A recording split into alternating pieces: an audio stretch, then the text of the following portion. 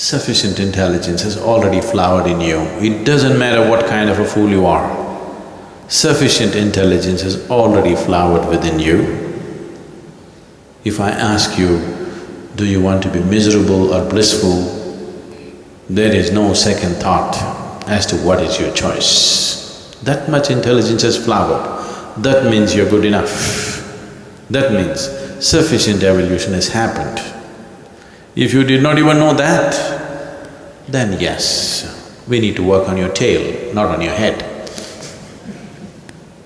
So people chose different ways to exercise this choice.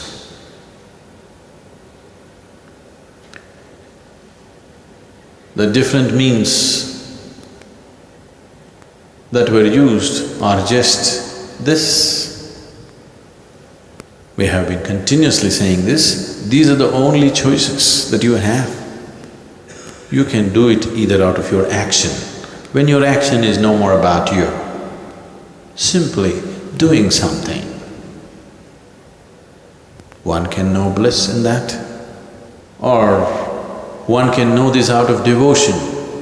When your life itself is no more about you, you're completely absorbed into someone or something, then you can know this. Or your intellect has become absolute choice. Your mind has become absolute choice. It takes instructions from you every moment of your life. You have disciplined your mind in such a way, it will not generate one thought that you don't want. Then you can become blissful. Or you transformed your very energies. You got your energy into the right kind of intensity where the amrita in the system, the ambrosia of life which is stored in certain parts of your body opened up, and your very body, your very energy, your every cell in your body became sweet. That's all you have. Karma, Kriya, Jnana, Bhakti. These are the only four ways. Do it some way, whichever way. It's best that we employ all the four of them, just in case. If your love fails, let your Kriya work. If your Kriya fails, let your Karma work. If your Karma fails, let your Jnana work. Let something happen.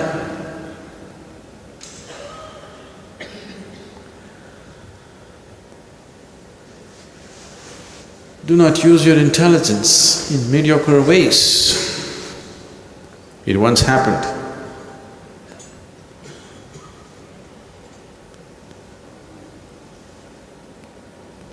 A few young boys caught a butterfly, a centipede, a beetle, and a grasshopper.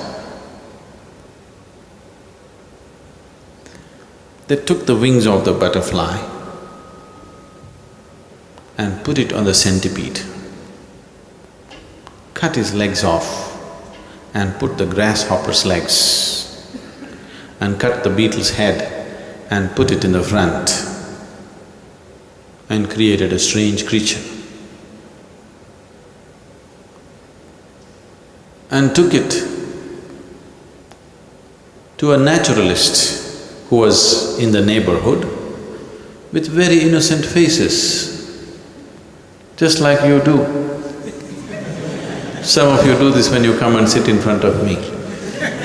With very innocent faces, they went and presented this to the naturalist and said, "We found this strange insect. Please tell us what this is." The naturalist examined it very carefully and said, "Oh, you just got a humbug."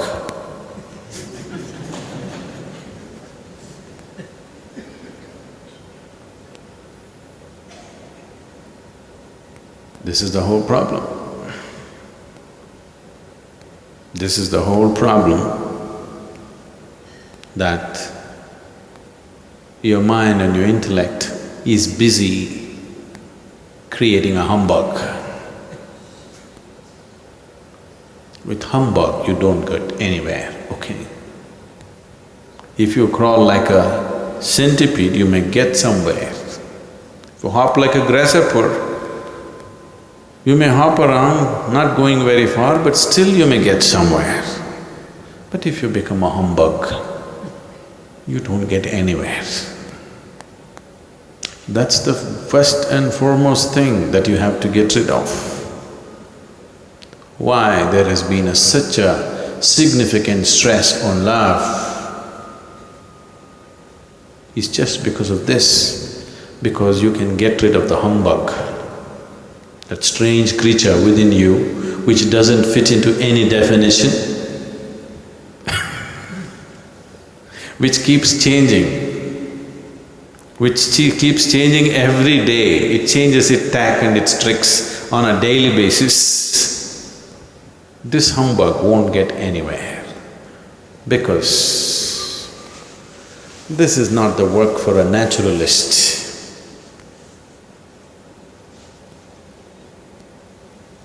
This is not natural, you know. The humbug that you create within yourself is not natural. It is your nature that you can choose. And if you choose, choice means conscious. If you consciously choose, bliss will be your natural way of being. It is not something that's hanging up in the sky. If you choose, your choice will definitely be blissfulness. That will be your natural way. But this humbug, this creature that you have created, this humbug, you have to deal with it. So what should I do with it? There is nothing to do with the damn thing, because it's made up by you.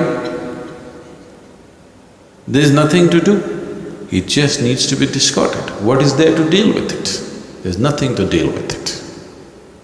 You need to understand this. In the East, if you look back in the history of this Eastern cultures all over Asia, steeped in spiritual processes, thousands of years ago, when the rest of the world was still behaving like wild animals, they were in heights, peaks of intellect. Even at that time, though they developed music, mathematics, astronomy, cosmology, never ever there has been a subject called psychology. Because whatever kind of humbug you brought in front of an enlightened being, he just discarded it. He never paid attention to it. No, my humbug is different. What does it matter? It's your making. There is nothing to examine, it's your making. Whether you add grasshopper's legs or you put elephant's legs to it, what is there to examine? It's a distortion of life. So they never ever developed anything called as psychology or psychiatry, because they were not interested in examining your humbug. There is no need to waste time trying to know the humbug, because it is just a false creation. You set your emotions right. Bring some love into your heart. Love is not a relationship. The relationships that people are building are mostly an escape from themselves. If you're alone, most people on this planet cannot be even alone for a day by themselves. Most people. because they have become such humbugs, they cannot be with themselves for an hour, probably they'll go crazy. See, when you're alone, if you suffer loneliness, that means you're in bad company, isn't it? Isn't it so? When you're in bad company, naturally you seek some other company which you think is good company. So most relationships are being formed in the world because people are in bad company when they're with themselves. They want to escape this humbug. To escape this humbug, they're forming a relationship. And they underestimated the other humbug.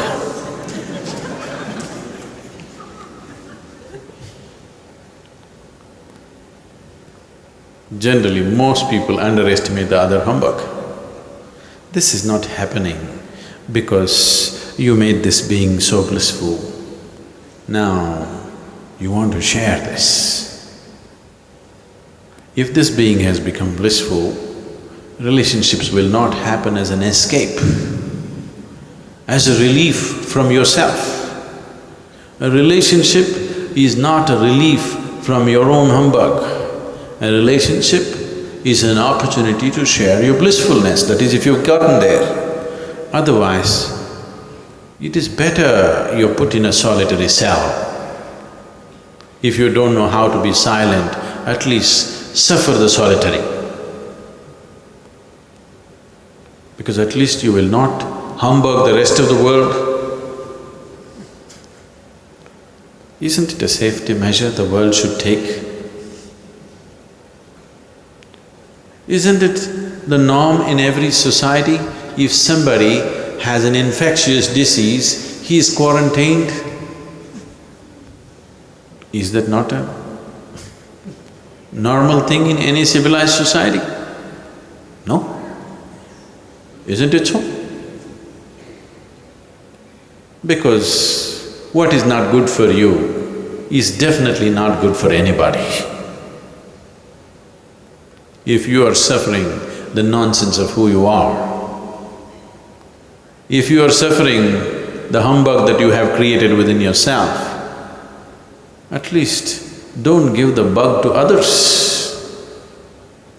So that's what love means, that you don't give your humbug to others, you give your sweetness to others. That is why so much insistence on love, that when you meet somebody, whatever humbug you are, the sweetest part of you, only that should touch the other person, the best part of you. You are a humbug, you deal with it because it's your creation. You have no business to present your humbug to anybody else on this planet. That's what love means. Love by itself doesn't mean anything, but it is a wonderful, wonderful stepping stone to become blissful. So if you cannot manage your intellect the way you want it, this you can do. For this you just need a little discipline, that there are certain things that you don't do no matter what. You have to establish this.